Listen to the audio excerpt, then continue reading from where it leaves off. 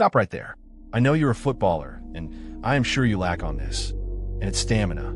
Do you know study shows that almost 65 to 70% of footballers, especially amateur footballers, lack the ability to keep it up till 90 minutes? Even if you see in high-level football, there are some players who still get subbed off before 90 minutes. Now, I'm not saying they don't have the stamina to play till 90 minutes. They can play, but they can't play at their full potential. They can't give the high intensity that the game demands. And if you're an amateur footballer, I'm sure you've faced problem with stamina once in your career.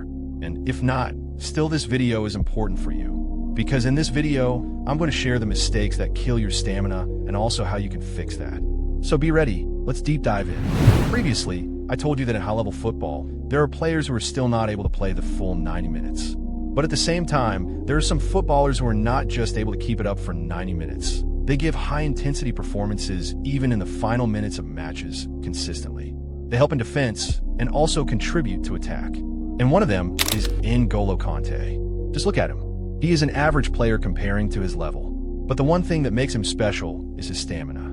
Just imagine, if you're a player who can consistently run, chase, and fight back for the ball, you instantly become a backbone of your team, and you become a threat to your opponent. And now you might be wondering, what causes it? What affects your stamina? Let me break it down. First, fix your running. One of the major reasons footballers can't run fast is their bad running posture. And do you know why? Because when you have a bad running posture, you need more effort while running, compared to a player who has the correct running posture. And when you need more effort, you use more energy. Let me tell you one of the problems in your running posture. Just look at the picture. If while running your ankle bone collapses to the ground and your knees cave in, then this is a sign of bad running posture. And how to fix it? By doing the corner hip stretch. The purpose of this exercise is to make you more flexible and to create a bow framework in your legs, which helps you run effectively and makes you more back chain dominant. Now let's move on to the next, and that is jogging, the time waster. Most people see jogging as the only way to improve stamina, but jogging is low-intensity work, and it does not replicate the real match situations. Jogging is just a single piece of the puzzle. There are better ways to improve your stamina, and one of them is sprinting. Sprinting replicates real match situations. If you see in football matches, most of the time is spent on high-intensity actions, like sprinting, tackles, and chasing opponents. And solely relying on jogging will only waste your time. That's why I call jogging the time waster. Now let me tell you this. If you're not doing this, you get stuck, and you will never improve your stamina. And that is recovery. Most people will tell you, to improve in football, just work hard. Just work and work and work. But that's only 50% of the reality. If you really want to improve, you need a balance of training and recovery.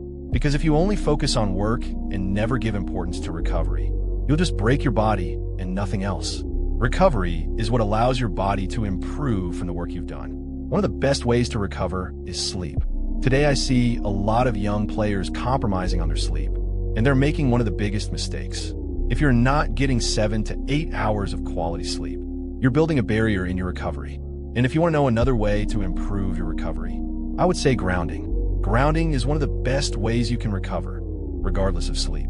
If we keep sleep aside, and you want recovery without resting, then grounding helps. What do you need to do? Just take off your shoes and walk on natural surfaces, like grass, sand, or even concrete. It should be a natural surface, because when you walk on natural surfaces like grass, you improve blood flow from your feet all the way up through your body, and it helps reduce stress and tiredness. But do you know the one thing most people never focus on? The thing that really helps you improve your stamina and recovery? Let's go into that next. Understand this.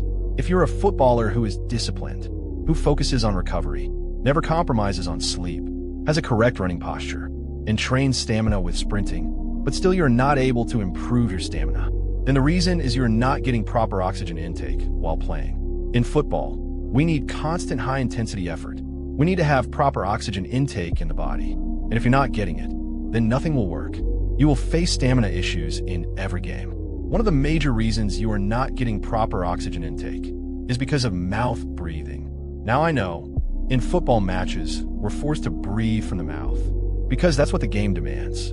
But when you're not playing, when you're resting, sleeping, walking, or just living your normal day, If you're still breathing through your mouth, then that's a major reason for poor stamina. So what should you do? Start breathing from your nose. And let me tell you a secret trick to improve your recovery and oxygen intake. This trick is called the baby breathing method. Just understand this. When a newborn baby breathes, you will notice whenever he inhales oxygen, he fills his stomach with it. He breathes through his nose and fills his stomach with oxygen. This is the method that moves your diaphragm. Normally, when you breathe through your nose and it goes only to your lungs, it doesn't move your diaphragm much. But when you fill your belly full of oxygen, you activate your diaphragmatic system, which helps you take in more oxygen and recover faster. Now let me give you a tip. If you're in a match or about to play, then each time you get a break, after sprinting or chasing an opponent, use that break to breathe through your nose and fill your stomach with oxygen. This will improve your recovery. But don't do this throughout the entire match. Only do it when you get time or during short resting phases. And now let me tell you drills to improve your stamina.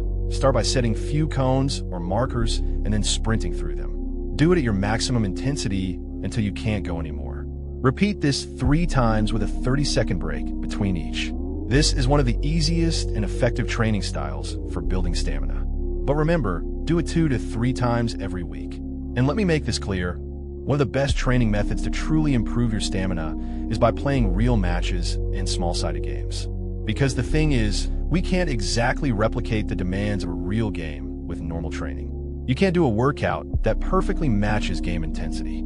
That's why the best way to improve your stamina is by playing real matches and small games, anywhere you can. Even if you don't find big matches, small-sided games are more than enough. They force you to play faster, react quicker, and move constantly. In small spaces, you don't get breaks, and that unintentionally boosts your stamina. So now that you understand everything, let me be clear. If you want to improve your stamina, start taking action. Because if you're not taking action, nothing will work for you. So start now. And if you felt that this video gave you value, then don't forget to subscribe to the channel. And let's set a challenge. 1K likes on this video. I know you can do it. So hit the like button, and I'll see you in the next one.